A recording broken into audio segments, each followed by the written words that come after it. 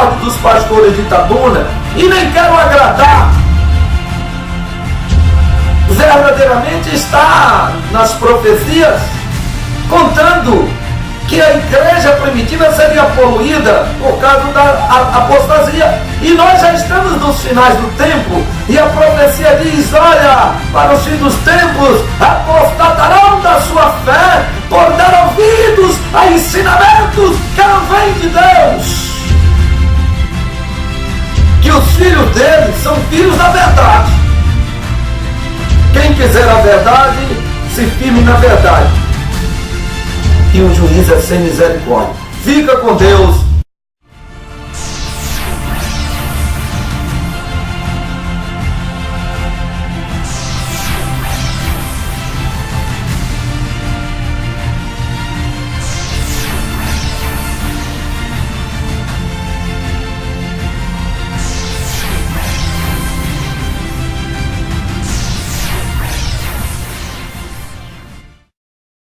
Pode observar que Jesus vai dizer: apartai-vos de mim, malditos. E é nisso que nós devemos pensar. Porque não basta falar línguas estranhas. Não basta pregar o que está escrito. É imperioso de que procuremos viver a evidência do evangelho puro, esse que está extinto, e a igreja apostatada. Aí o que é que Paulo diz? Isso aqui é acerca da graça, viu? Nesse tanto o irmão falou, porque nós somos salvos pela graça. Aí, ó. E muita gente não sabe que a graça é isso. Nenhuma condenação. Quando o homem pode dizer: para mim não existe nenhuma condenação. Por que é uma condenação? É um castigo. É um castigo por quanto de uma violação. O homem sem Deus, ele é um réu. E ele está sujeito à metamorfose. E quando ele aceita Jesus Cristo, ele agora não pode estar nas práticas da carnalidade. O homem, quando aceita Jesus, ele pisa o primeiro degrau da escada, a ascensão à santidade. E cada dia que se passa, ele tem que se chegar mais e mais à perfeição. E a palavra de Deus assevera categoricamente que quando o homem tiver cumprido toda a palavra, ainda se considere um inútil. Que Deus tenha misericórdia. Porquanto Paulo começa a dizer: não há nenhuma condenação. Não há condenação para os que estão em Cristo Jesus e que não andam segundo a carne. Esse é o estado da graça. Alguém entende que ser salvo pela graça é ficar todo dia indo para a igreja, cantando hinos de louvores irreverentes, profanos, que não sobem? Eu não tenho um propósito de agradar A, B, C ou D. Não fui chamado para isso. Não tenho compromisso com ninguém, aleluias, a não ser com as almas. Aqueles que querem a vontade do Pai para cumpri-la em sua vida. O mandamento de Jesus Cristo é que nós venhamos nos impor de tal maneira que o nome do Senhor seja santificado em nossas vidas. É isso que Paulo começa a dizer aqui, pela espiritualidade. Quanto à letra, não há condenação para os que estão em Cristo Jesus. Aí o camarada olha aqui: eu estou em Cristo Jesus porque eu suspendi a mão, eu pertenço à igreja evangélica tal, igreja B, C ou D, eu sou batizado com o Espírito Santo, eu estou salvo pela graça. Que graça, meu irmão! Que graça, pelo amor de Deus! Acorda! Desperta! Porque não existe graça na desobediência. Não existe estado de graça nas doutrinas pagãs. Hoje o cidadão bate no peito e diz que está salvo pela graça, guardando todos os rudimentos da Igreja Católica. Pelo amor de Deus. Pelo amor de Deus. Nós somos livres de quaisquer doutrinas antagônicas, de qualquer doutrinas que são paradoxos.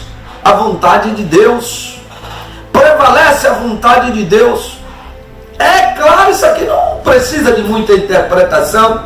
Não há condenação, está no estado da graça aqueles que já venceram a carne, aqueles que não andam segundo a carne, mas segundo o Espírito.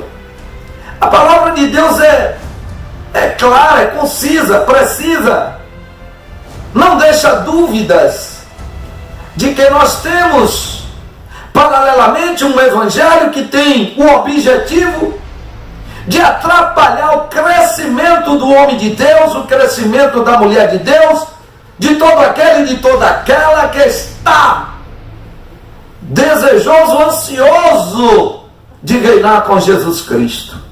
E aí vem o evangelho antagônico. E os irmãos não entendem que os demônios também pregam o evangelho. Eu já ouvi demônios pregar o evangelho. E vejo e ouço constantemente eles falando na boca de muitos pregadores e pregadoras. Ou você acha que quem é que fala na boca do falso profeta? Quem é que fala na boca da falsa profeta? E os irmãos ficam perdendo tempo, se enganando, sem saber que com Deus a coisa é severa. Deus é amor, Deus é misericórdia, e muitos se esquecem que também é justiça.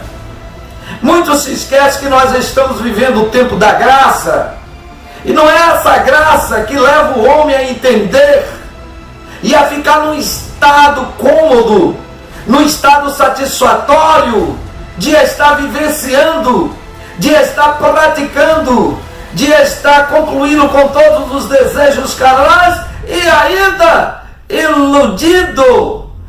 ludibriado e ludibriando os demais, fazendo-os crer que não é preciso guardar os mandamentos. E outra, na ausência de guardar os mandamentos de Deus, não existe graça, mas desgraça, que é o deserto da graça.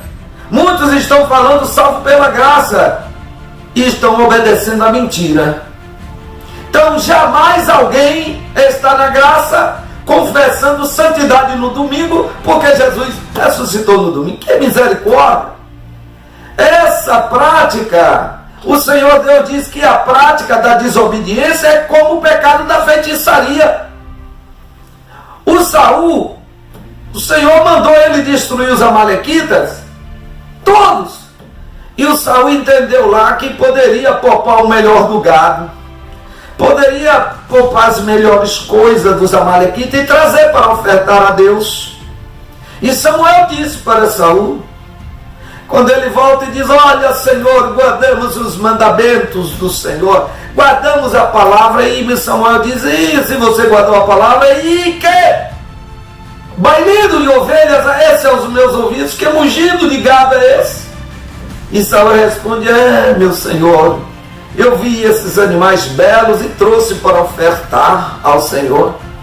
E disse Samuel: porventura tem o Senhor Deus prazer em sacrifício, em holocausto, de como se lhe obedeça? Pois o pecado da desobediência é como o pecado da feitiçaria. Não entender de que abraçar as coisas do mundo. Vemos pastores aí a serviço da mentira, fazendo apologia às coisas que pertencem a uma cultura que vem lá da Igreja Católica. Tudo bem, a gente não é contra, nem podemos ser, a lei brasileira permite isso, mas aquele que está dizendo que está pregando o Evangelho, cuide, porque isso não é o Evangelho de Jesus, não é o Senhor Jesus que está ensinando isso. Mas todas essas práticas culturais verdadeiramente está nas profecias contando que a igreja primitiva seria poluída por causa da apostasia. E nós já estamos nos finais do tempo, e a profecia diz: olha, para os fins dos tempos apostatarão da sua fé por dar ouvidos a ensinamentos que não vêm de Deus. Deus tenha misericórdia. Na verdade, eu não agrado a ordem dos pastores de Itabuna e nem quero agradar, porque a palavra de Deus diz que quando o homem for aplaudido por toda a nação, para Deus ele é uma imundícia, para Deus ele é um anátema, para Deus ele é um porco, ele está perdido. Então, amados, não há condenação para quem aceitou Jesus Cristo, quem está firme com o Senhor Jesus Cristo e que não anda segundo a carne. Paulo diz no versículo 4 de 8 Romanos, para que a justiça da lei se cumprisse em nós, que não andamos segundo a carne. Então a justiça, o estado da graça, já está sobre aqueles que possam dizer como Paulo diz, eu não vivo mais, mas o Senhor Jesus Cristo vive em mim. Por mim, morrer é ganho, mas viver é Jesus Cristo, o meu viver é Jesus.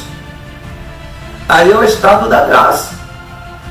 E diz o Paulo ainda, no versículo 5, porque aqueles que estão em Jesus Cristo, que estão na carne, inclinam-se para as coisas da carne, mas os que são segundo o Espírito, para as coisas do Espírito. Agora o camarada está fundado na mentira, está fazendo dentro da sua igreja novos prosélitos, crê que domingo é santo. Isso é mentira.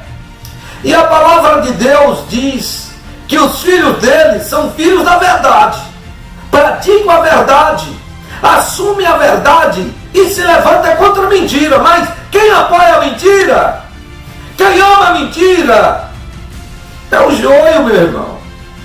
O próprio Jesus Cristo mostra isso na seara do Senhor, quando ele fala do semeador, que semeou na sua plantação o trigo, e os seus trabalhadores, depois, quando foram ver, viram lá o joio.